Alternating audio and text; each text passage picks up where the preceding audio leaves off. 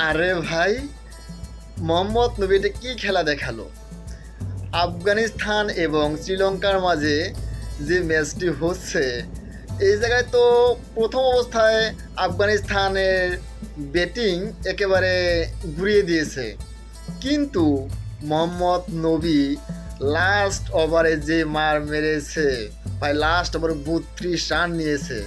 যে জায়গায় নাকি আফগানিস্তান 130 রান করে টানাটানি বাজছে, বাট সেই জায়গায় 169 রান করে ফেলেছে। হয়তো এই জায়গায় বাংলাদেশের যেগুলো সাপোর্টার, হয়তো তাদের সাপোর্ট কাজে আসেনি লাস্টের দিকে। কারণ প্রথম অবস্থায় তো কাজে দিয়েছে, কিন্তু লাস্ট অবস্থায় হয়তো ভেবেছে হ্যাঁ আফগানিস্তানের শেষ। কিন্তু মোহাম্মদ নবী যে বসে আছে তার কথা ভুলেই গিয়েছে, এবং লাস্ট ওভার যে মার দিয়েছে, তো জানি না বাংলাদেশের এবং শ্রীলঙ্কার সাপোর্টাররা বর্তমান ওদের অবস্থায় কি হয়েছে। তো দেখা যাক ফাইনালি কোনটি দল জিতে।